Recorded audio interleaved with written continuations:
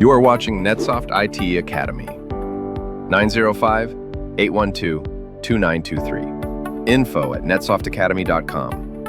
www.netsoftacademy.com. Welcome back to AZ-104 certification series. In this video, we will cover how to configure name resolution, that is your DNS, and load balancing in Azure. Here we will deploy our own DNS zone. We will create internal and public load balancer. And if the load balancer connection is not working properly, we will also see what troubleshooting steps we can take to make it work. So let's get started. All right, so now in this video, let's figure out what is DNS zones and how you can create it in Azure. So before that, let me show you my infrastructure, just for the testing purposes. So if you go to my resource group, you will see that I have one main resource group. This is for Network Watcher, but my resources are in demo. Now here I have multiple resources. So in short, I have two virtual networks, one in Canada, one in France. Then I have two VMs, virtual machine, one in Canada using Canadian virtual network I created, and then one machine is in France using the virtual network in France.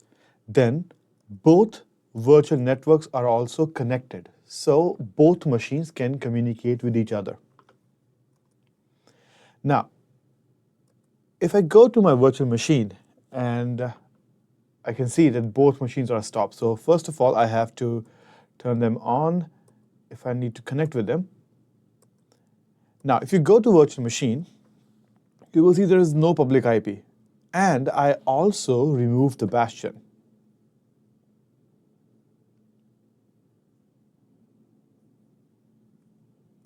Let me check if I still have bastion.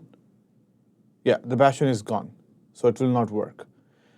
Now, how can I connect with this machine? I need a public IP at this point. So with that, I will clarify the DNS records and DNS zones. So Azure offers mainly two kinds of DNS service.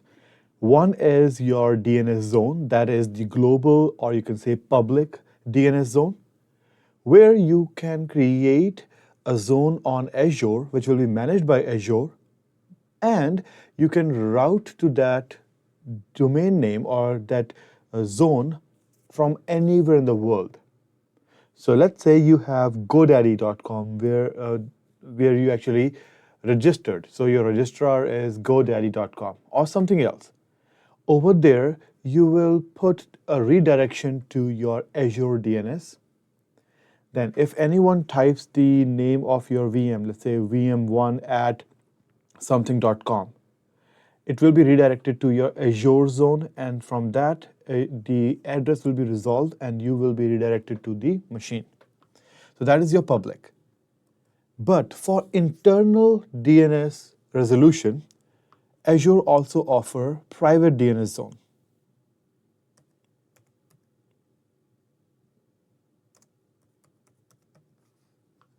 Here, private DNS zone. Now, this is for your internal or your private networks. What do you mean by that?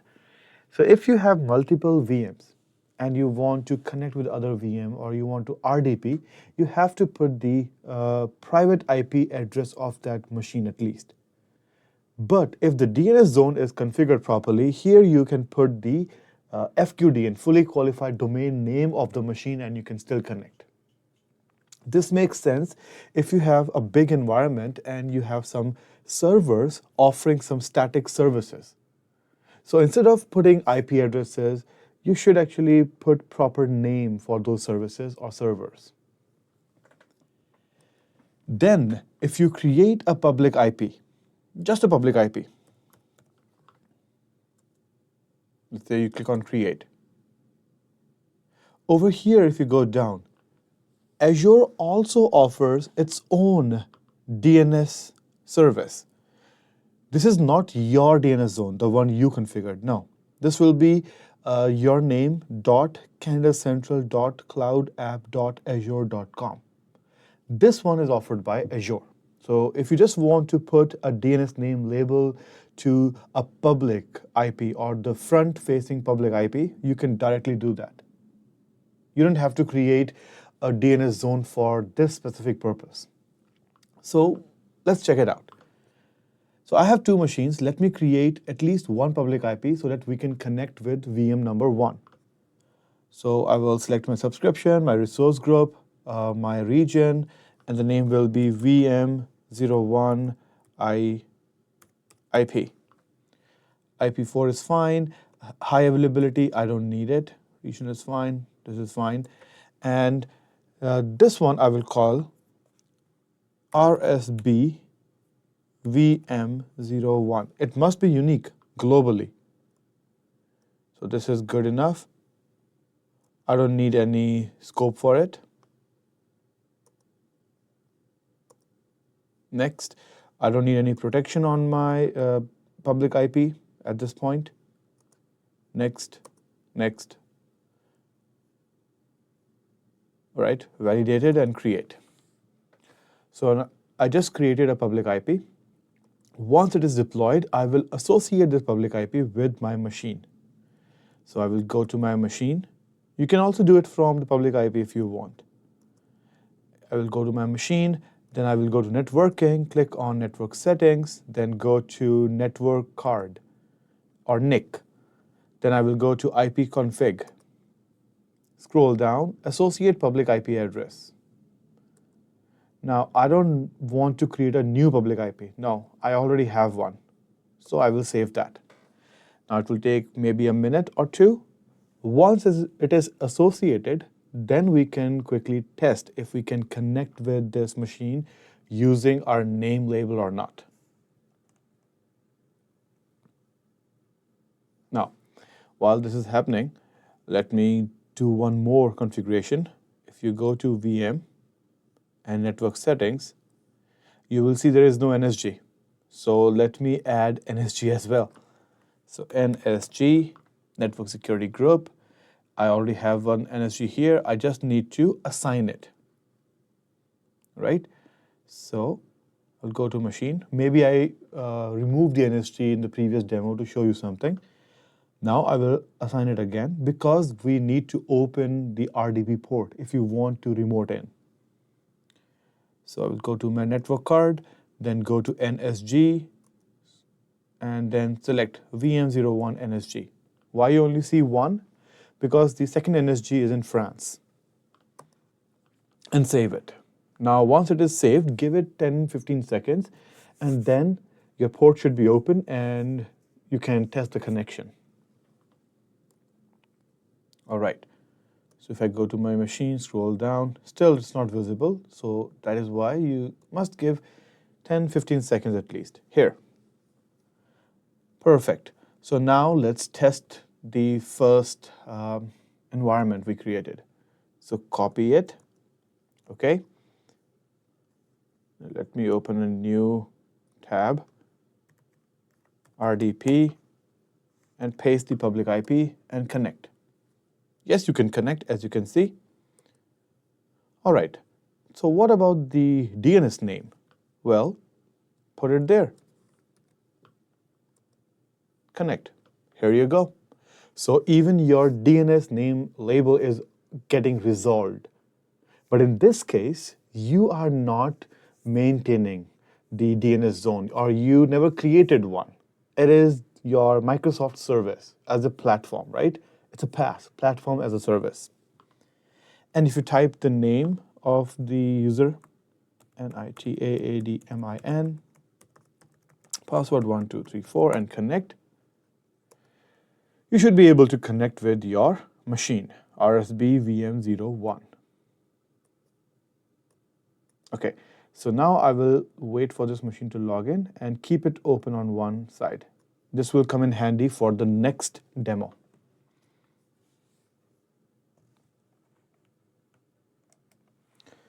All right, so now let's look at DNS zones. So if you want to create a public DNS zone, you will search for DNS zone. You click on it. Now, I will show you the steps, what you have to do, but for this to work, you also need a registrar. So you may need to get a subscription for that. So click on Create. Now, give your zone a name. I will call it rsb.com, and make sure that this name is globally unique. Now, how will you make that sure?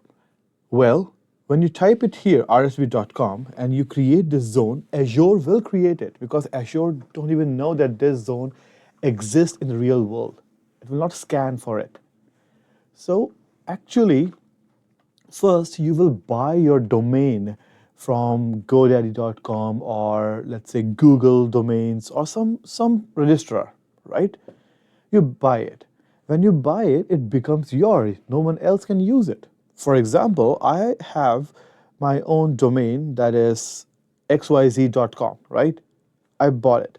Then I will wait for a week or two to make sure it is registered on my name, everything is working. I will log on to GoDaddy platform and check if I can configure everything or not. In short, I own that domain. Okay? Then you will put it here, and then you link it. Okay, so next, I don't need to edit any zones right now, but if you have multiple, let's say, entries you want to put, you can do it right away. So let's create this.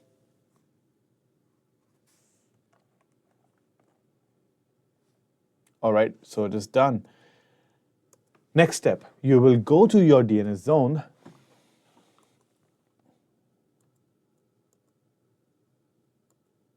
Here. Then you will see these name servers. Now this is unique to you, ns108.azure.dns.com, then this one, then this one, and this one. All right. Now, other people who will create the DNS zone on their own tenant, they will also get the name servers. This is just to redirect all the requests to Azure platform. So you have to go back to your GoDaddy.com or any other registrar you have, and you have to configure it and save these name servers there as it is. You cannot modify it. So you copy it and you save it. And the most critical part is done. Once you save it, you may have to wait for 24 hours so that the GoDaddy.com or other registrar propagates the name servers everywhere. Then you will go to record set.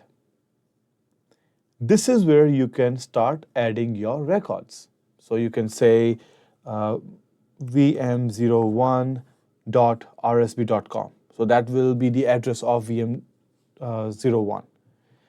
Now, how will Azure know that you want to go to VM01? Well, you have to put the record type. If it is IPv4 address, select A, otherwise quad A. All right?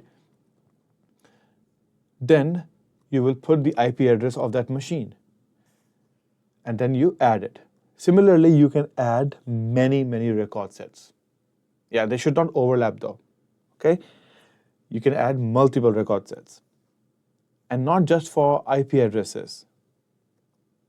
It's for your CNAME, MX, name server if you want to push it to another name server, and text record if you want to put a pointer record, and so on.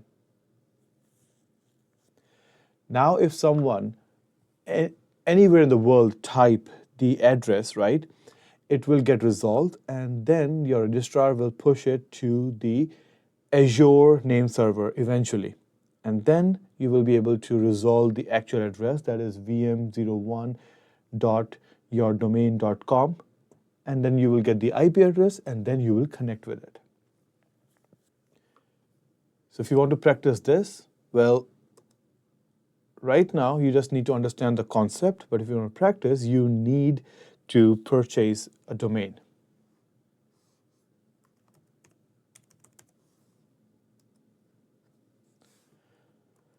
All right, so let's move to the next one, that is private domain. Now look, this is my machine number 1, which is in VNet 1. Then I have machine number 2, which is in VNet 2. The public IP is only given to machine number 1.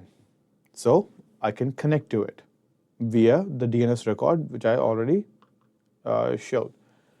Now, from this machine, can I RDP to machine number 2? The answer is yes. I can go and click on Start and go RDP. And over here, I can put the IP address of machine number 2. So let's check this out. Machine number 2 have no public IP, and I don't need it. I need private. And connect. And here you go, you can connect. But what if I want to put the name here? Well, I cannot because I don't have any name for this machine. So we can create a DNS zone for that. So you will search for private DNS zone. And there is no need for public registrar anymore because it is inside your private network. Then click on Create. Give it a name, rsb.com. And here it can be anything. If it is not going to the public domain, yeah, you can use whatever name you like. I don't need this. Virtual network links. So you have to connect it with a network. I will call it demo vnet link. Okay, virtual network 1, let's say. And it can be on any other network as well. You just need to make sure that the line of sight is there. If the networks are not connected, of course, you cannot then find the resource in another disconnected network. So I will put it here. I will enable auto registration. If I do this, it will scan for all the machines and it will auto register those machines. If I don't, then I have to add the record set. So doing this is easy. It will do it automatically, but I will show you, you can also do it manually. Okay, then create. Next, and create.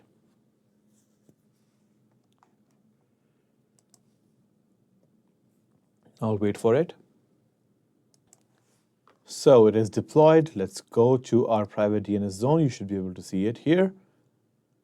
Maximum number of record sets you can create, number of virtual network links you can have, number of virtual network links with auto registration you can have. These are your limits. So let's go inside. Now, if you have a list of all the record sets you want to create, maybe you took a backup of your infrastructure, well, you can import it. You can also export the list for the backup.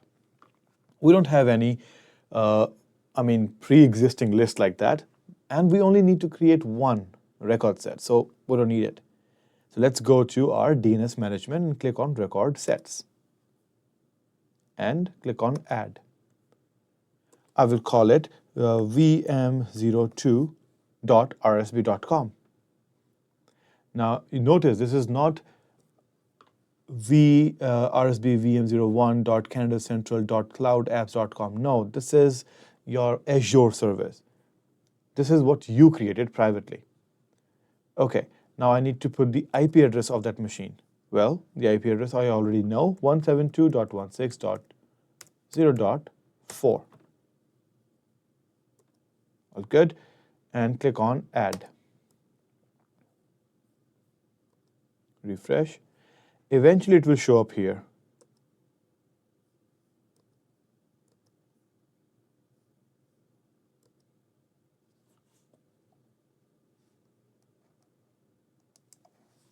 Here you go.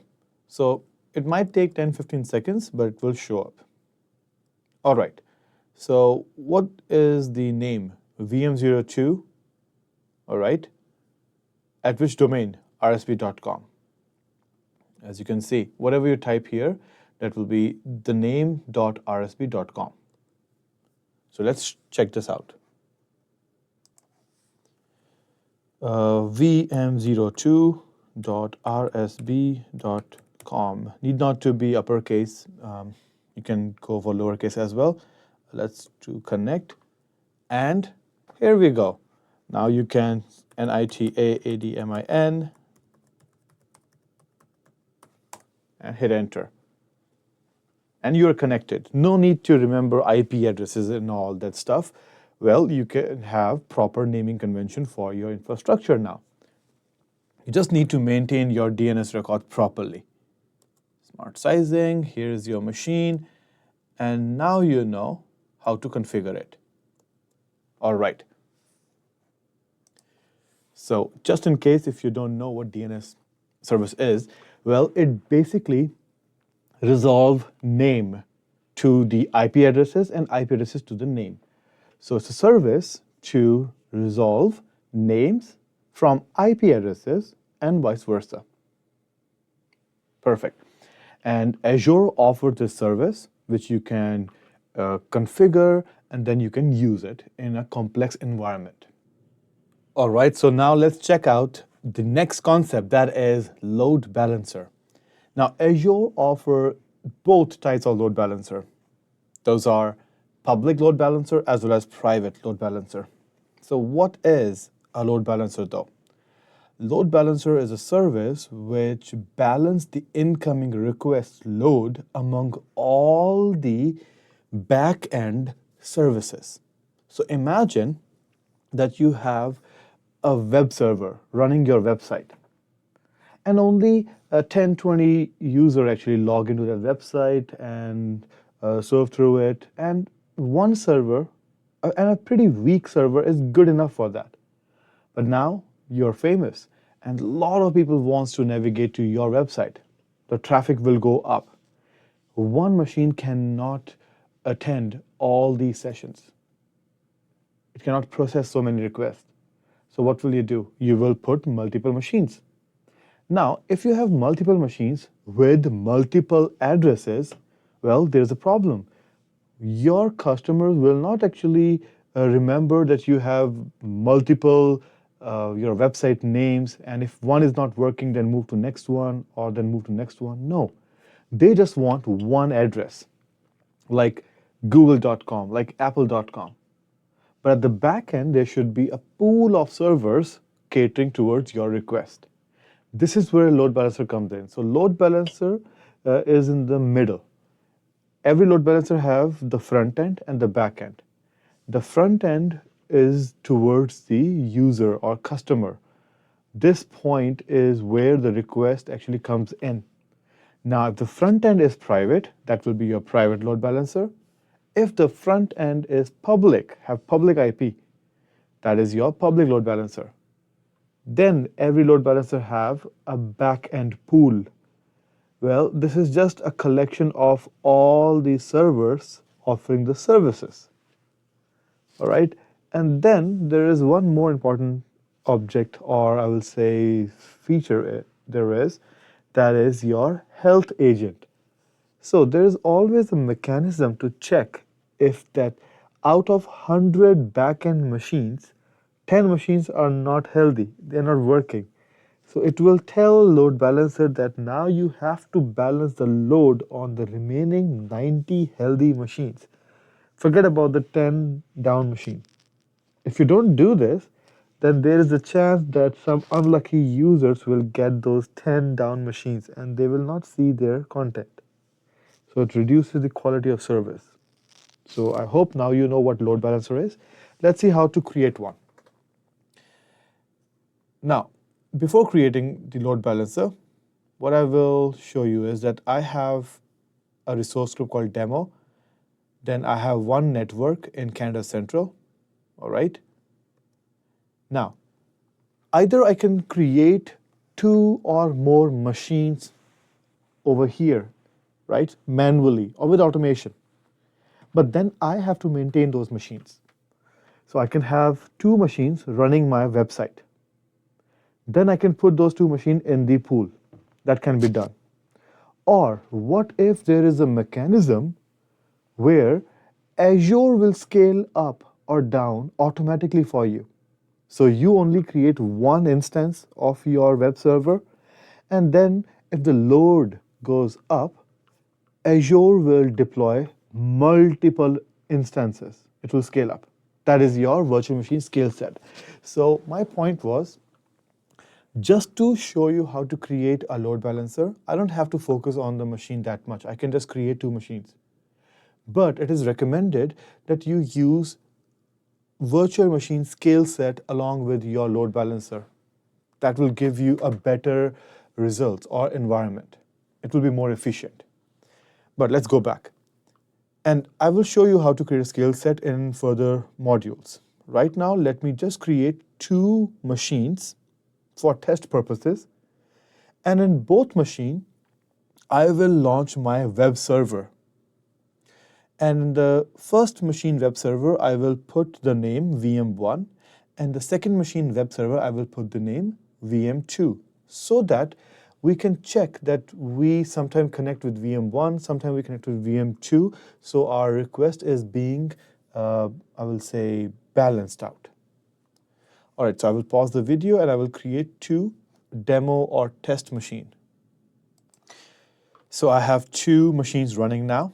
So let's create a load balancer. And for that, you search for LB or you write load balancer. Now, click on create, standard load balancer. Okay. You can also have a load balancer for your VPN gateways, but we are not learning that. If you want to learn the advanced services as well, then you should go to NetSoft IT Academy. Over there, you will find courses like AZ-700, AZ-500. Those are specific courses for, let's say, network engineering and security engineer in Azure. So advanced courses will be there with labs and scenarios to give you hands-on experience. For AZ-104, it is standard load balancer. Now I will select my subscription, I will select my resource group and give this load balancer a name. Here I will call it public LB, just so that we can focus on public load balancer first. Then region, then this queue will be standard. I don't want gateway. Now, which type you want?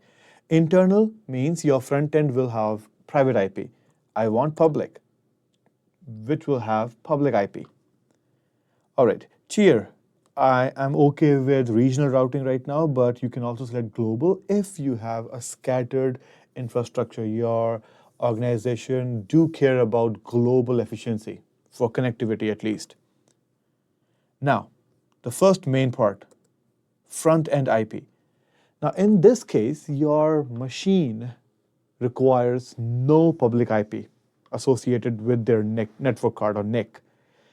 In fact, the load balancer will have the front-end public IP, and all the machines will use that same public IP for ingress of your request. So, I will call it public LB, public load balancer IP address. Now, do I have any public IP reserved for it? No, I have to create new. I'll call it load balancer PUB public IP. I don't need zone redundancy. It's fine, it's just a demo. And save it. Done. Next is backend pool. This is where you put your machine. So I will call it demo backend pool. Now you will select the network where you have your servers running. So I'll select my network. Now I can connect my servers to this backend pool via network card they have, or I can also route to the IP addresses they have. I have 2 machines, 2 IP addresses. Now, why do you have these choices? Because sometime your machine may have static IP addresses. In that case, fine, go ahead, you can put the IP address and the IP address will never change, right? So in that case, it is okay. But what if you will change IP addresses, or IP addresses are dynamic? The machines are getting it from DHCP, let's say. Or there's a chance that IP address might change. In that case, it's the better idea to connect it with the network card. So I'll do it NIC, click on add, and find all the machines you want to put there. I will put both machines because minimum you need 2 to showcase the objective. You can also put 1, but you're not balancing anything then. All right, and save it. 2 machines are there. Third important task is to add the load balancing rule. This is where you teach your load balancer how to balance the request. Now, you click on Add a Load Balancing Rule. I will name it Demo LBR, Load Balancing Rule. Now, rule is very simple. The request will use IPv4 IP address. The request will come from this front end, that is public IP. It should go to this backend pool where your machines are. The protocol will be TCP at this point, and the request will come from, let's say, port number 3389. It will go to port number 3389. That's it. Now you have to create health probe. Health probe will check the availability of the service, if the service is healthy or not. Again, that is super simple. I will say demo health probe. I will say check TCP port number 3389 every 5 seconds. If this port is healthy and the service is actually running, then just tell load balancer that yes, these machines are good, you can balance the load among them. And save it. Now, these are all advanced options. Better to use it, but not super critical for the functionality of load balancer. But in production, you should have session persistence. Well, this will increase the quality of service. So what do you mean by all this? Like timeout, your idle timeout, session persistence. Whether you want to connect it with source IP or source IP and protocol, you can do that. It simply means that if your user loses the connection or gets disconnected, well, if the user connects back immediately or within the time period, the user will get the same machine, the same session that user was using. Now, imagine you are working on a project and you're using a laptop and you're traveling on a train, or in a train, actually. Now, you are going through a tunnel and your laptop lost the reception. Well, you will get disconnected. Now, when you come outside the tunnel, you will be bummed to see that your session is gone and now you have to start over again and get another machine. You don't want that. But what if I use session persistence? Well, in that case, if you come online in the time period which is allotted, well, your session is just waiting for you. So this increases the quality of service, basically. Okay. So all this is clear. I will save it. And that's it. So at this point, no need to add NAT rule. But if you want to do network address translation, then you can also add a NAT rule. NAT rule simply means that you are telling load balancer that if a request comes from this particular address and wants to go to a specific address, send him there. Don't send this person to a random computer. Wherever it is configured, just send it there. We don't need that. Now, outbound rule. Well, all the machines, let's say there are 10 machines in your pool, they may also want to go out through this public IP of the load balancer. In that case, you can also create outbound rules. But in the most part, inbound rule is what you will create first. Okay, review it and create. Now we'll wait for the deployment. All right, so the load balancer is deployed. Let's go to the load balancer now. So if you go there, you will see that there is a front-end IP, backend pool, health probe, load balancing rule. NAT, outbound. That means you can always go back and configure it again or change it.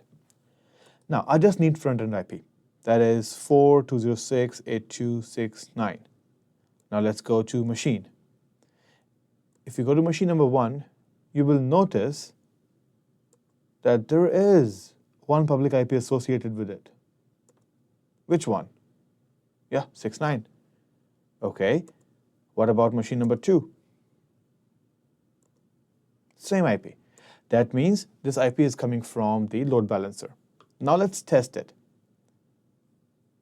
So we just need to copy the IP address of load balancer and then test the connection. Well, of course, you can also use DNS zones to put a proper name to it. I will copy it and paste it.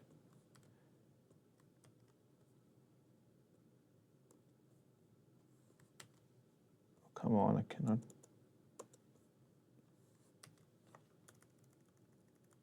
Okay, now will it work?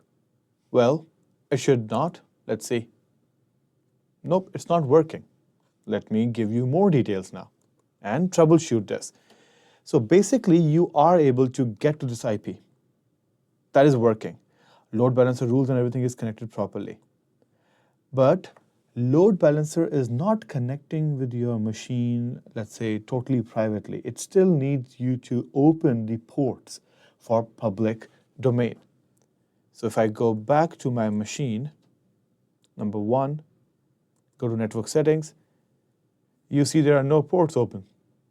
And same for machine number 2. So let's create NSG as well. So in my demos, I will also show you multiple services all tied together. After all, it's all about connecting dots. So I'll just say NSG.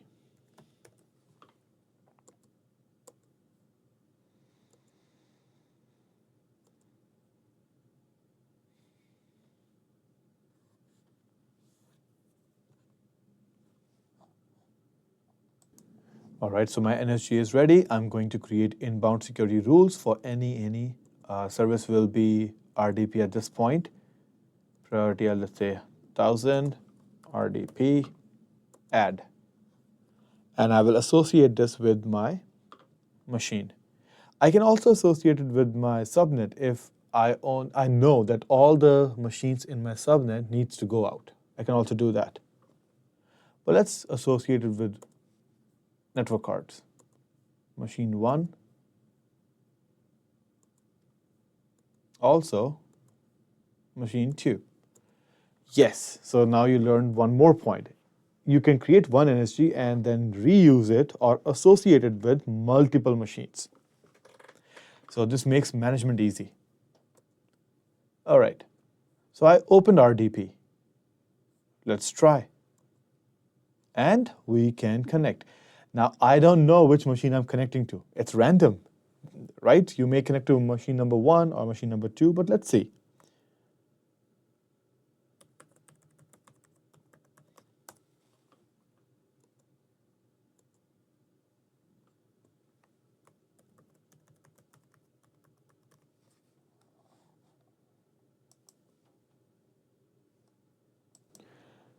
Now, if you also get this error for the certificate, it's okay. I don't have certificates for authentication, so I will go to advanced and just say connect and don't warn me for server authentication. I'm okay with that.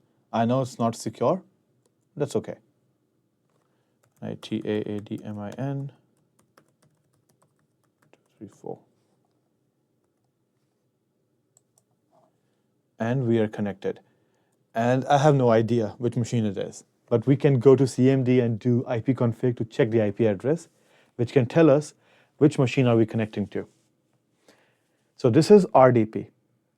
This just shows you that the load balancer is not just used for websites or the HTTP or HTTPS traffic. Well, you can use it for any other traffic.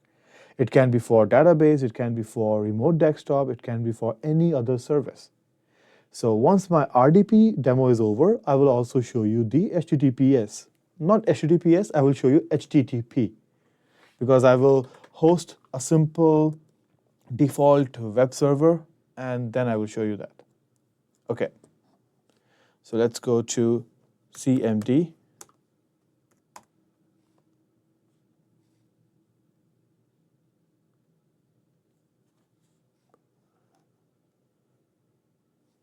Load balancer will not make the machine fast though. So cmd, come on, IP config. Yeah, we are connected to machine number 1. All right. Okay, so both of my machine have a web server running now. Machine number 1 shows VM01 inside the web page, and machine number 2 shows VM02. So if I go to load balancer's IP address, if I copy it,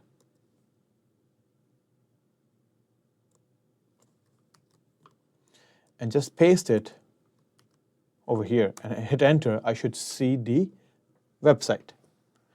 Now, if I say continue to the site, well, it will not work because I trained my load balancer to balance RDP load because the port was 3389.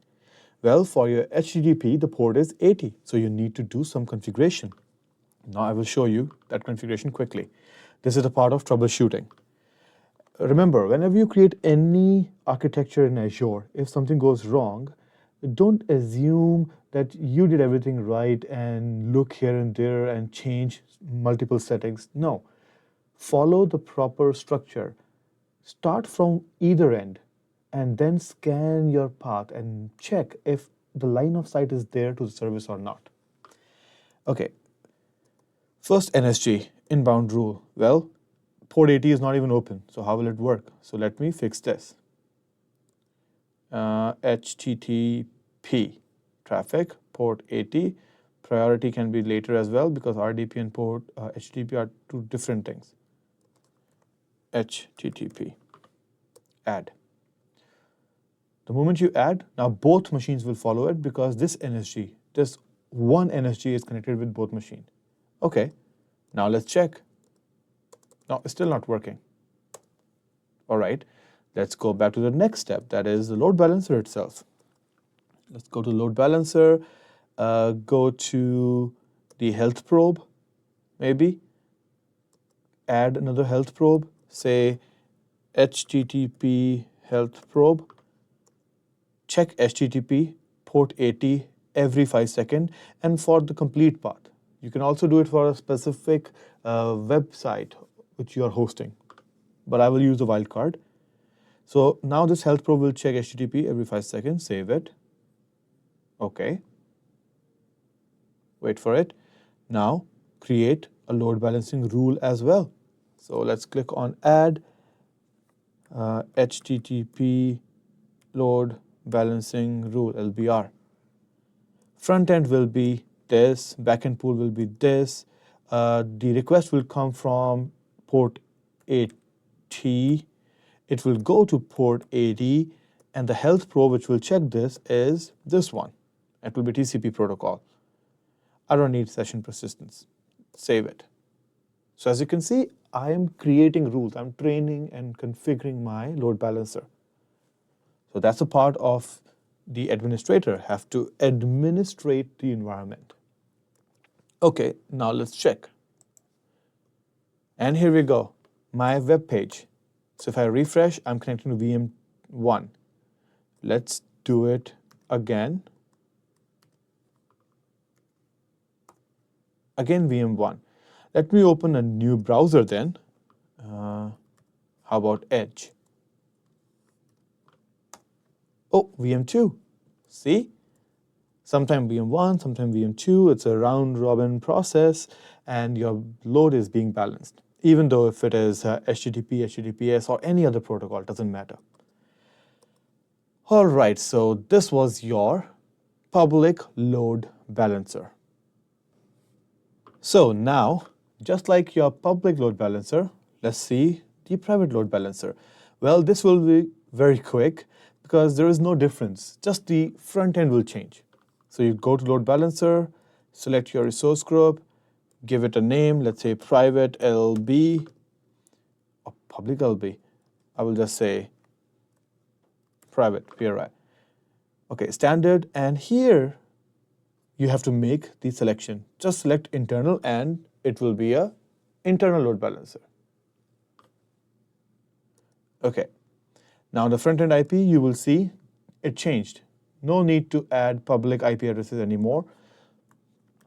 Demo IP, IPv4, VNet1, subnet this one, dynamic or static. Well, the load balancer should have static IP address. It should not change. So I will just say 10.0.0. Let's say 200, right? A totally separate IP address, no availability zone required, and save. Next, backend pool. Same logic. You add your machines and save it.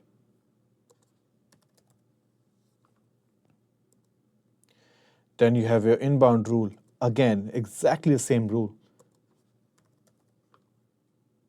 It's coming, but the request is coming from private IP this time. It will go to backend pool. It will come from, let's say, port 80. It will go to port 80 and the health probe. Demo, HTTP, port 80, save it, and done. And then you click on next, next, and deploy it. And that's it. This is how you create internal load balancer. It's exactly like external load balancer. So if you have practiced external, practice internal as well. Now, the actual point I want to make here is that why will you do this and when you will use it? Now, imagine you have web servers, which is for the public, the way we created it. Now, for that, you can use public load balancer through which the public will come in and connect with the website. Now, these web servers may have internal database servers. There is no need to give access to the public to your database servers directly. No way. Public will not connect with your database. Public will connect with your web server, website. The website will connect with the database. So in that case, you can have a public load balancer in front, bringing your customers to your website, and then you can have a private load balancer behind your web servers, bringing web servers requests to all the database servers at the back end. And you can chain multiple load balancers like that. This is the whole gist of load balancer. So I hope now you know what DNS zones are, why do you need it, what are load balancers, what is public load balancer, and what is private load balancers. All right, so in this video, we covered how to configure Azure DNS. Then we also saw how to set up internal and public load balancer. And if the load balancer is not working properly, then how to troubleshoot the common issues. Remember, in the end, line of sight is the most critical thing you can achieve. So if your environment is not working properly, make sure that you have end-to-end line of sight. Means resource and destination can see each other. Well, in the next video, we will move on to compute and cover how to create and configure virtual machine in Azure. So don't miss it. And make sure you also check out NetSoft IT Academy. We have full-fledged courses along with labs and scenarios to clear all the doubts you have. That is NetSoft IT Academy. Well, I will see you in the next video. Take care. Thank you for watching NetSoft IT Academy. 905-812-2923. info@netsoftakademy.com. www.netsoftacademy.com.